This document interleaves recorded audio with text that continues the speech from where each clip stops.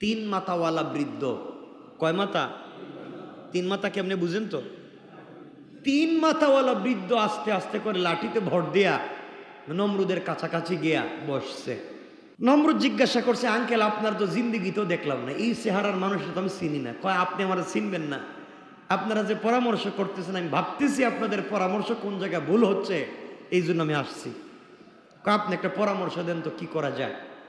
সে পরামর্শ দিল, শুনেন, ইব্রাহিমকে যদি আটকাতে চান আর এই দেশ থেকে ইব্রাহিমের আল্লাহর অস্তিত্ব যদি মিটিয়ে দিতে চান, তাইলে আপনি আপনার দেশে একটা কনসার্টের আয়োজন করেন, গানের আয়োজন করেন, নাচ গানের আয়োজন করেন।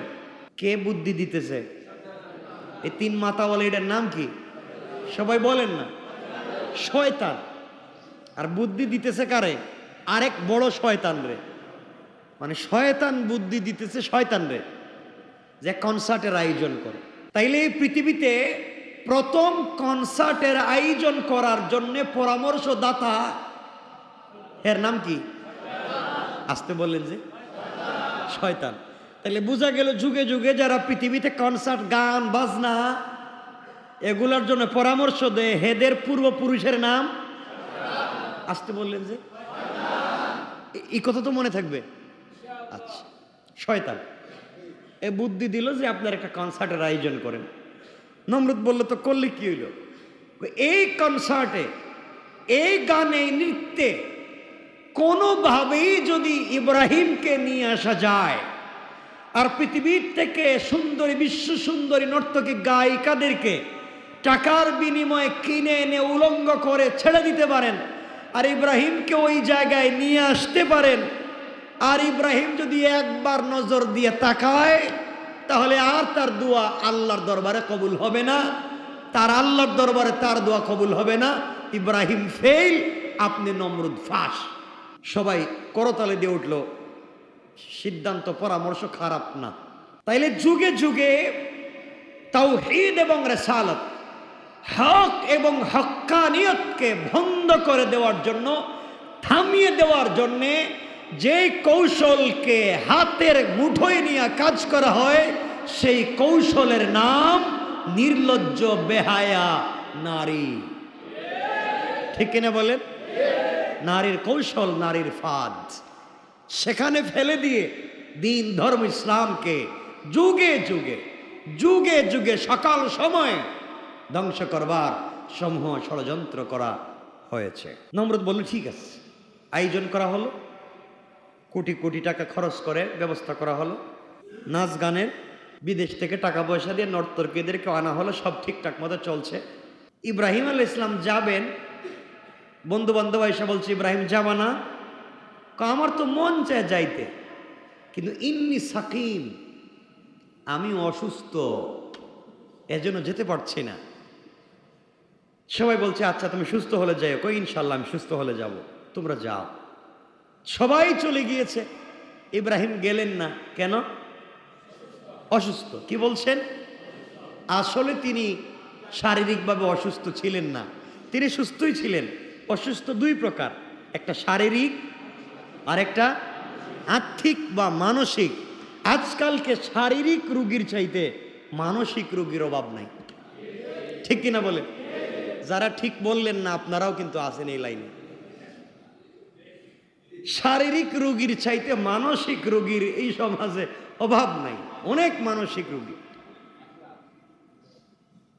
তো হযরতে ইব্রাহিম আলাইহিস সালাম বলছেন, আমি অসুস্থ, মানে আমি শারীরিকভাবে সুস্থ থাকলেও মানসিকভাবে বড় অসুস্থ, বিপর্যস্ত, যে আজকে আল্লাহর জমিনে আল্লাহর ইবাদত বাদ দিয়ে আল্লাহর ইবাদতকে বন্ধ করার জন্য তোমরা নাচ গানের আয়োজন করেছ, এর জন্য আমি অসুস্থ, আমি যেতে পারবো না।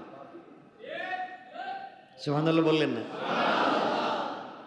আর আজকালকে যেখানে নাচ গান হয়, যদি পাঞ্জাবি থাকে এটা খুললে পকেটে নিয়ে নেয়, টুপি থাকলে এটারে নিচে রাইখা দেয়। কথা বলেন না কেন? আর যদি কাগজ রুমাল টুমাল থাকে তে মুখ টুক বাইন্দা বসে থাকে। আরে বাবা, কেউ না দেখলেও দেখতেছেন কে? আওয়াজ করে বলেন কে? এই শয়তানি নাফরমানি বাদ দেওয়া লাগবে। আপনি কাকে ধোঁকা দিচ্ছেন? কাকে ধোঁকা দিচ্ছেন? আজকে আমার ইচ্ছা ছিল যে আলোচনা নিয়ে আসার জন্য, আজকে গুনার সাইলাব হয়ে গিয়েছে, আপনি না চাইলেও গুনাহ হচ্ছে।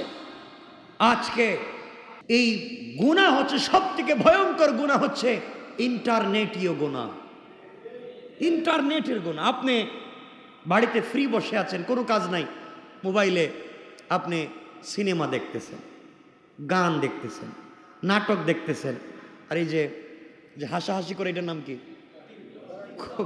টিকটক সিনে, কৌতুক, বিভিন্ন জিনিস আপনারা দেখতেছেন।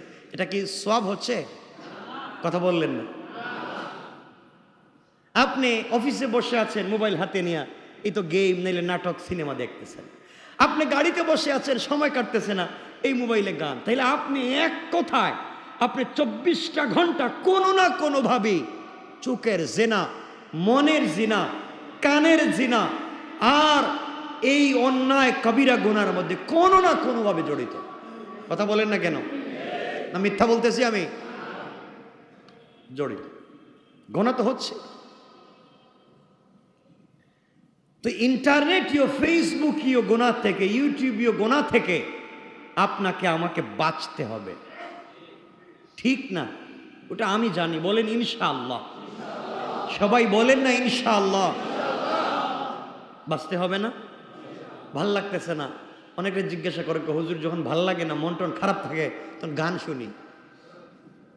আপনারা হাসতেছেন, আরে বলে তোলু, মন ভালো নাই, কি শুনে? গান শুনে। আর সাহাবাই কেরামের যখন মন ভালো থাকতো না, তখন তারা সাজদায় পড়ে যেতেন। রাসূল সাল্লাল্লাহু আলাইহি ওয়াসাল্লাম বলেন, আমার যখন মন ভালো নাই, তখন আমি উঁচু আওয়াজে কোরআন তেলাওয়াত করি। সুবহানাল্লাহ। কারণ কোরআন তেলাওয়াত করলে কার সাথে কথা বলা হয়? কোরআনের প্রত্যেকটা শব্দ কার? এটা প্রথমে তেলাওয়াত করেছেন কে? আল্লাহ। যাই হোক, ইব্রাহিম আলাইহিস সালাম এক পর্যায়ে সবাই চলে গিয়েছে, তিনি গেলেন না। তিনি আস্তে করে 2-4 দিন পরে খুদার ঘরে ঢুকছেন। কার ঘরে? সবাই তো চলে গেছে, খুদার ঘরে মূর্তি রাইকা সবাই চলে গেছে। খুদার ঘরে ঢুকে কুড়াল একটা হাতে নিয়ে, কুড়াল তো চিনেন, গাছ কাটার, এটা দিয়া কোনো মূর্তির হাত কাটছে, কোনোটার পাও কাটছে, কোনোটার মাথা কাটছে, কাইটা বড় মূর্তি যেটা ছিল ওটার হাতের কাছে কুড়ালটা রাইকা দিয়ে চলে গেছে। কয়েকদিন পরে কনসার্ট, গান বাজনা শেষ হয়েছে, সবাই যার যার বাড়িতে আসছে। আইসা যখন পরের দিন ইবাদত করতে ঢুকছে, ঢুকে দেখে সর্বনাশ, মূর্তির তো অবস্থা খারাপ, হাত পাও নাই, কোনোটার হাত নাই, পাও নাই, মাথা নাই। করলোটাকে? সবাই তো আমরা ছিলাম গানে, কেউ তো এখানে ছিল না। কয়েকজন বলল, বাদশাহ যাবো না, কেউ না থাকলে ইব্রাহিম ছিল, ও তো যায় নাই। নমরুদ বলতেছে, যার জন্য এত আয়োজন হেই নাই, মানে যার বিয়া হের কোনো খবর নাই, আর প্রতিবেশীর ঘুম নাই, যে যার জন্য এত কিছু করার কথা তার কোনো খবরই নাই, আর হেরাই নাচানাচি করছে। এক পর্যায়ে ইব্রাহিম আলাইহিসসালামকে আনা হলো। ইব্রাহিম, তুমি বলো তো এই কাজটা কে করছে বাবা? ইব্রাহিম বলছেন, আমাকে জিজ্ঞাসা করছেন কেন? নমরুদ সাহেব আমাকে কেন জিজ্ঞাসা করছেন? কেন তোমাকে জিজ্ঞাসা করব না, এগুলো ভাঙছে কে? তিনি বললেন, আমাকে জিজ্ঞাসা না করে যে কাদের উপরে কুড়াল রাখা, হেইটারে জিগান। যে মূর্তির কাঁধে কুড়াল আছে এর জিজ্ঞাসা করেন, সবগুলোরে পিড়াইয়া কুড়ালটা তার কাঁধে রাখছে কে? নমরুদ বলতেছে, তুমি কি আমাদেরকে নিয়ে মস্করা করো? কেউ তো কাউরে পিড়াইতে পারে না, এরা তো এমনি এমনি নিজেরাই মারামারি করতে পারে না, নিজেরা বাঁচাতে পারে না, এটা করলো কে? নিশ্চয় কেউ করেছে। ইব্রাহিম ইসলাম বললেন, নমরুদ, যারা নিজেরা পিটাপিটি করলে কেউ কাউরে বাঁচাইতে পারে না, নিজের হাত নিজেকে রক্ষা করতে পারে না, পানি দিলে ভেঙ্গে পড়ে যায়, এগুলা তোমার ভাগ্যের পরিবর্তন করবে, পৃথিবীর মানুষের ভাগ্যের পরিবর্তন করবে, এটা আমি বিশ্বাস করি না। এই সব কিছুর বিপরীতে একজন আল্লাহর ইবাদত করা লাগবে। সবার সামনে দাঁড়িয়ে তুমি নমরুদের সামনে আমি দাঁড়িয়ে গেলাম, আজ থেকে তোমার রাজত্বে ইবাদত চলবে একমাত্র আল্লাহ। আল্লাহু আকবার বলেন। নমরুদ চিন্তা করলো, এখন তো 12টা বাজছে, এখন তো আমার ঘরেই চলতেছে কারবার, এলাকার কিছু যুবক ছেলে পেলে এরাও ইব্রাহিমকে যারা ভালোবাসে আস্তে আস্তে কাছে আসতে শুরু করলো। যারাই কাছে আসে তারাই দিন শিখে ফেলে। সুবহানাল্লাহ বলে। নমরুদ দেখলো বিপদ ভয়ঙ্কর হচ্ছে। কি হচ্ছে? ভয়ঙ্কর। ইব্রাহিমকে মারা লাগবে। ওই মারবার জন্য সে এখন আগুন জ্বালাবে। কি জ্বালাবে? কি জ্বালাবে? আগুন জ্বালাবে। ওখানে মারতে পারবে না। এরপরে ইব্রাহিমের আল্লাহর সঙ্গে যুদ্ধ করার জন্যে এরা তারিখ ঘোষণা করবে। এগুলা তো লম্বা ঘটনা বললে তো শেষ হবে না। আগুন জ্বালাবে। ইব্রাহিম আলাইহিস সালামকে আগুনে যখন ফেলা হবে, লম্বা কথা, কয়েক মাইল দূর থেকে কয়েক মাসে কাঠ জমা করে গর্ত খনন করে আগুন উপর দিয়ে পাখি উড়ে যেতে পারতো না। এত 100 মাইল উপর দিয়ে পাখি উড়ে গেলেও জলে ছাই হয়ে পড়ে যেত। কি পরিমাণ আগুনের তাপ! ইব্রাহিম ইসলামকে আগুনে ফেলে দেওয়া হবে। কে ফেলবে? নমরুদ চিন্তা করলো, বাবা তোমার দায়িত্ব দিয়েছিলাম বার্থ কন্ট্রোলের, শেষ পর্যন্ত তোমার ঘরেই জন্ম নিয়েছে ইব্রাহিম, এখন তুমি তোমার ছেলের আগুনে ফেলবা। চিন্তা করতেছেন কি পরীক্ষা! ইব্রাহিমের উপরে পরীক্ষা। যাই হোক, নমরুদ এক পর্যায়ে আজর নিজের ছেলের দূর থেকে চরকায় করে উলঙ্গ করে যখন আগুনে ফেলে দিবে, তখন ইব্রাহিমকে আগুনে ফেলেই দেওয়া হলো। ইব্রাহিম আলাইহিস সালাম যখন আগুনে পড়ে যাচ্ছেন, তখন আল্লাহর রহমতের বড় বড় ফেরেশতারা এসে বলছেন, ইব্রাহিম আপনি আমাকে বলেন, ফু দিয়া আগুন একবারে নিভাইয়া দেন। ইব্রাহিম বলছেন, আপনি কেন নিভাতে যাবেন? আপনি কেন আগুন নিভাতে যাবেন? আমি যে আল্লাহর জন্যে, আমি যে রবের জন্যে, আমি যে আল্লাহর নাম নিয়া নমরুদের প্রজ্বলিত আগুনে ঝাঁপ দিচ্ছি, সে আল্লাহ কি আমারে দেখে না? আল্লাহু আকবার বলেন। ঈমান কার নাম? সে আল্লাহকে আমাকে দেখেনি? আপনি কেন আমাকে বাঁচাতে যাবেন? আমার আল্লাহই আমার জন্য যথেষ্ট। হাসবি আল্লাহ। এজন্য পৃথিবীর একমাত্র বড় দোয়া হচ্ছে, সবাই বিপদে, আমি আপনি বিপদে পড়ে গিয়েছি, টেনশনের শেষ নাই, শুধু কষ্ট আর কষ্ট, জালেমের জুলুমের শেষ নাই।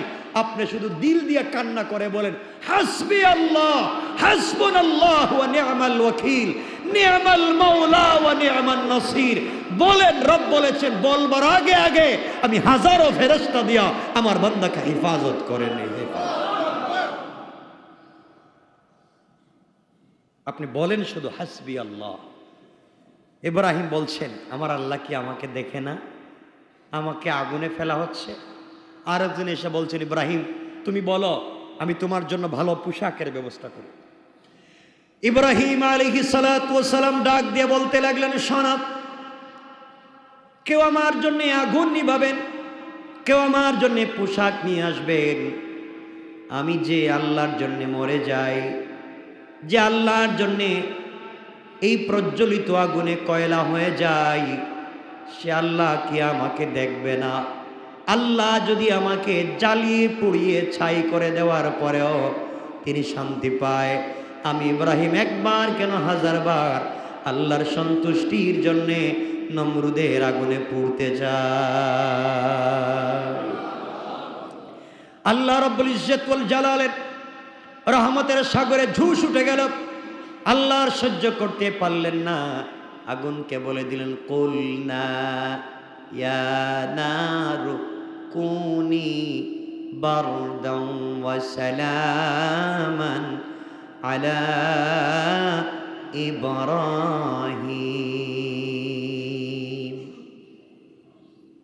আল্লাহ রাব্বুল ইজ্জত ওয়াল জালাল বললেন, ইয়া নারু, হে আগুন, তুমি আমার ইব্রাহিমের জন্য আরামদায়ক হয়ে যাও, এয়ার কন্ডিশন এয়ার কুলার হয়ে যাও, নাতিশীতোষ্ণ হয়ে যাও, বেশি ঠান্ডা হয় না, বরফ হয়ে যাবে, আমার ইব্রাহিমের কষ্ট হবে।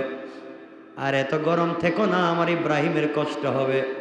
ইব্রাহিমের কষ্ট হয় না, এয়ার কুলার এয়ার কন্ডিশনের মতো হয়ে যাও। ফেরেশতাদেরকে বললেন, যাও জান্নাত থেকে পোশাক নিয়ে যাও। যে ইব্রাহিম আমার জন্য তাওহীদের জন্য আগুনে পুড়তে রাজি হয়ে গিয়েছে, ইব্রাহিমের শরীর থেকে ওরা কাপড় খুলে ফেলে দিয়েছে। আমি আমার ইব্রাহিমকে দুনিয়ার পোশাক আর পরাতে চাই না। যাও রে, জান্নাতুল ফিরদাউস থেকে আমার ইব্রাহিমের জন্য এক জোড়া স্পেশাল পোশাক নিয়ে যাও। ইব্রাহিমের জন্য আগুনের ভিতরে বসার ব্যবস্থা করো, খাবারের ব্যবস্থা করো। ইব্রাহিম আলাইহিস সালাতু ওয়াস সালাম আগুনের ভিতরে বসে আছেন, জান্নাতি পোশাক পরে। জান্নাতি পোশাক পরে, এটা কেমন পোশাক বলে? কি প্রুফ? হ্যাঁ, কি? আগুনে যেটা জ্বালায় না, এটার নাম কি বলতে পারেন না? Fire proof. আগুনে জ্বালায় এমন পোশাক ইব্রাহিম আলাইহিস সালামকে পরিয়ে দিয়েছেন কে? শুধুমাত্র হাসবি আল্লাহ, আল্লাহ আমার জন্য যথেষ্ট, এই কথা বলবার কারণে। সুবহানাল্লাহ। যাক, ইব্রাহিমের জন্য খাবার আসলে এখন একা একা ইব্রাহিম থাকবেন। জিবরিল আমিনকে আল্লাহ বলছেন, জিবরাইল যাও, তুমিও যাও। আমার ইব্রাহিম একা একা থাকবে কেন? দুজন একসাথে গল্প করে কাটাইয়া দিও। সুবহানাল্লাহ বললেন। আগুন জ্বালাইছে নমরুদে, আর দুজন আগুনের ভিতরে বসে গল্প করতেছেন। এই আগুন আগুনে জ্বালায় না, পরীক্ষা করে দেখা দরকার। পৃথিবীর সব আগুনে পাবলিক জ্বালায়, নমরুদের আগুনে ইব্রাহিম জ্বালায় না। নিষেধ করে দিয়েছেন কে? ঈমান কার নাম? আমার বন্ধুগণ, কিছুদিন পরে, দীর্ঘদিন পরে আগুন নিভে গেল। ছাই আর ছাই। লাঠি নিয়ে গিয়েছে যে ইব্রাহিমের লাশ তো আর পাবি না, ছাই। যাওয়ার পরে কিছু দূর সামনে গিয়ে দেখে ছাইয়ের ভিতরে একজন লোক সুন্দর পোশাক পরে, সেজন্য জান্নাতি ফল খাচ্ছে। নমরুদ দেখলো ব্যাপার তো বহুত খারাপ। পাবলিক যারা এখানে ছিল মোটামুটি অর্ধেক অবস্থা দেখে কালিমা পড়ে গিয়েছে। নমরুদ এবার বলছে, ইব্রাহিম আর হবে না। এখন যে আল্লাহ তোমার আগুন থেকে বাঁচাইছে, হে আল্লাহর বিরুদ্ধে যুদ্ধ। আল্লাহর বিরুদ্ধে যুদ্ধ করবে নমরুদ। ইব্রাহিম বললেন, ঠিক আছে, যুদ্ধ। তারিখ করো, মাঠ নির্ধারণ করো। ইব্রাহিম বললেন, সব ঠিক আছে, কিন্তু আমার তো লাখ লাখ সেনাবাহিনী নিয়ে আসবো, হাজার হাজার সেনাবাহিনী নিয়ে আসবো। ইব্রাহিম বললেন, আমার কেউ নাই, আমি আছি, আর হাসবি আল্লাহ। দোয়া একটাই, হাসবি আল্লাহ, আল্লাহ আমার জন্য যথেষ্ট, আমার আল্লাহ আছেন। তারিখ নির্ধারণ হলো, মাঠে যাওয়া হলো। হাজার হাজার অশ্বারোহী, কেউ উটের পিঠে, ঘোড়ার পিঠে, হাতির পিঠে সওয়ার হইয়া যুদ্ধের ময়দানে সবার সামনে। নমরুদ যুদ্ধের ময়দানে গিয়ে মাঠে জমা হয়ে আছে, এক পক্ষ আরেক পক্ষ নাই। ইব্রাহিম বলছেন, আল্লাহ, নমরুদ তো হাজার হাজার সেনাবাহিনী নিয়ে মাঠে হাজির, আর আমি যে একা, আমার যে কিচ্ছু নাই। আল্লাহ বলেন, তুমি তসবিহ একটা নিয়ে যাও। ইব্রাহিম বলছেন, আল্লাহ, এদিকে হাজার হাজার পাবলিক অস্ত্র শস্ত্রে সজ্জিত, আর আমি খালি হাতে। আল্লাহ বলেন, যাও, তুমি না বলছো হাসবি আল্লাহ, তুমি বলছো, তুমি যাও। ইব্রাহিম আলাইহিস সালাতু ওয়াস সালাম আস্তে আস্তে করে যাচ্ছেন। কিছু দূর যাওয়ার পরে আবার আল্লাহকে বলছেন, আল্লাহ, এরা তো যাওয়ার পরেই আমাকে পিটাইব। আল্লাহ বলেন, আমি সেনাবাহিনীর ব্যবস্থা করতেছি, যাও।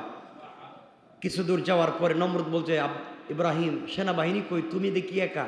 কয়, আছে, একটু পরে আমার সেনাবাহিনী আসতেছে।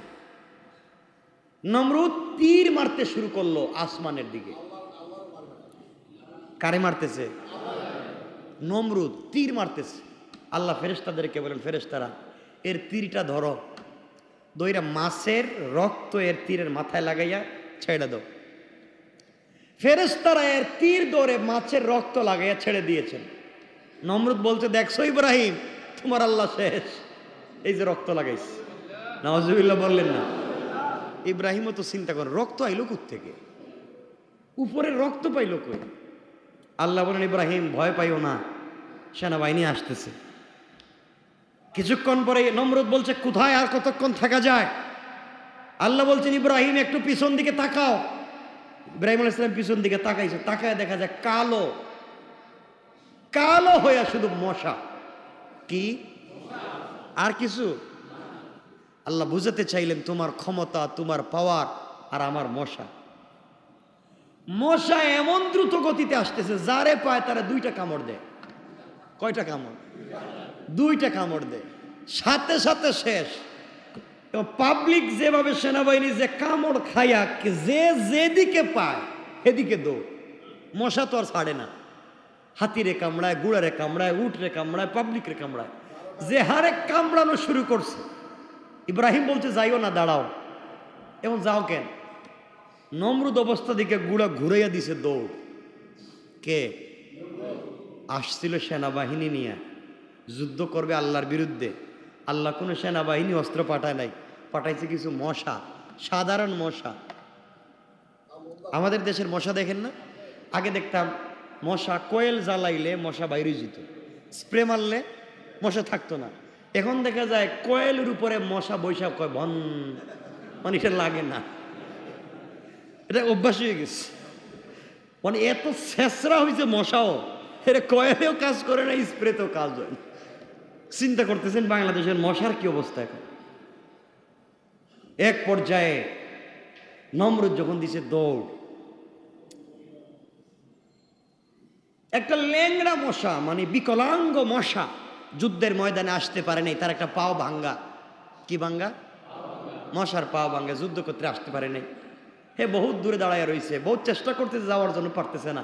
এ হঠাৎ দেখতেছে তার সামন দিয়া নমরুদ যাইতেছে। আল্লাহর কে আল্লাহ, আপনার সঙ্গে আমার কিছু কথা ছিল। আল্লাহ বলছেন তোমার আবার কি কথা, পাঠালাম যুদ্ধে, তুমি দিকে বৈশা রয়েছ। আল্লাহ আমার তো পাও একটা ভাঙ্গা, আমি যাইতে পারতেছি না। এখন কি চাও? আল্লাহ আমার সামনে দিয়ে তো বড়টা যাইতেছে।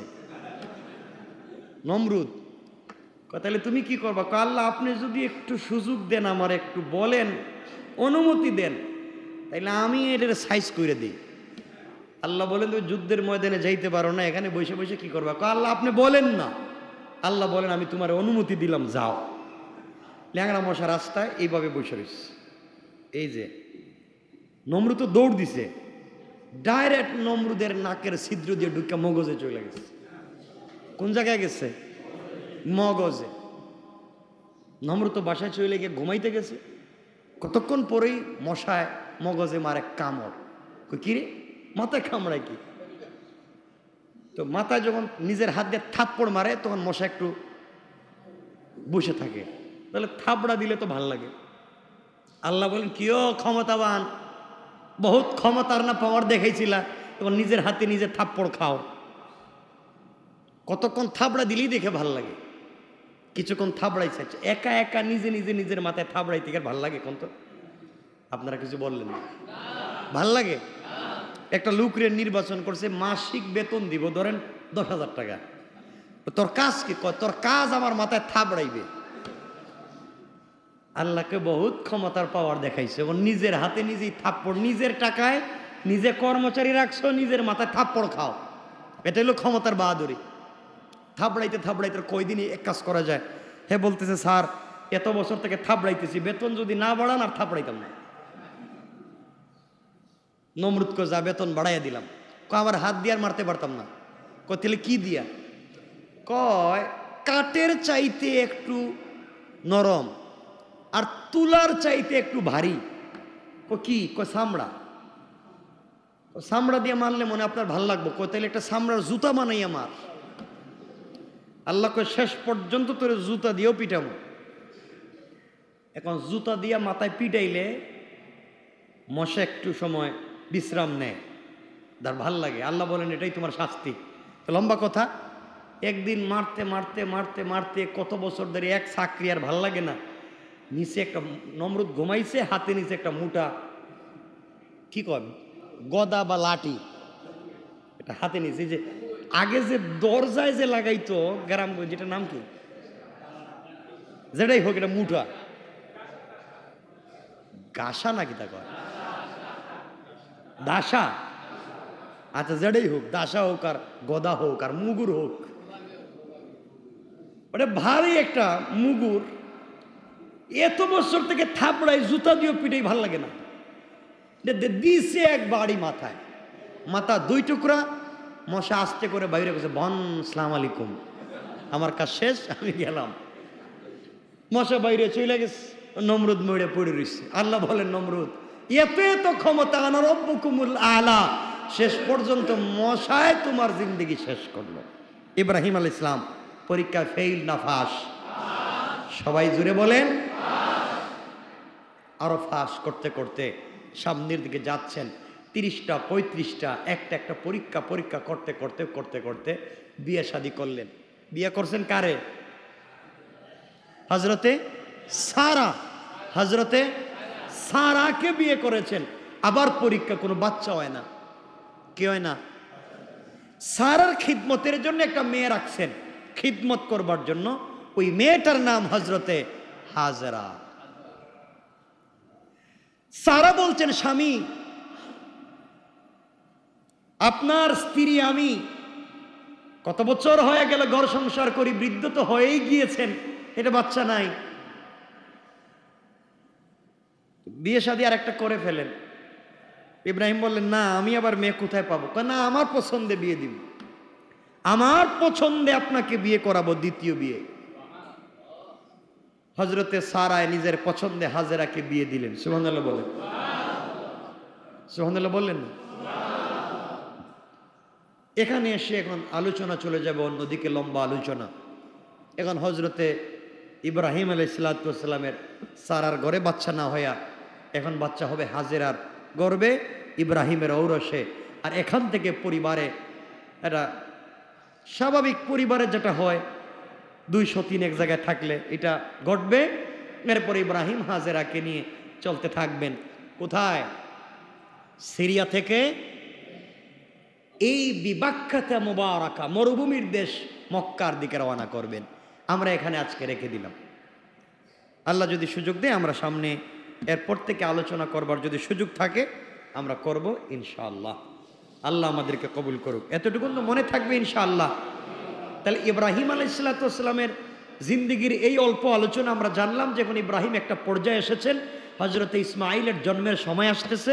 তো ইসমাইলের জন্ম না হলে কাবাগরও নির্মাণ হচ্ছে না, কারণ কাবাগর নির্মাণ করেছেন বাপ ছেলে, ঠিক কিনা?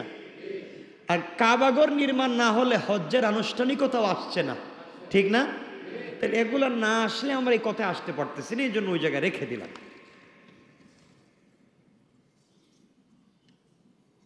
সিকান্দার ভাই তার বাবা মা রোহের মাগফিরাত কামনা দোয়া চেয়েছেন, আমার কাছে অনেকে দোয়া চেয়েছেন। আপনার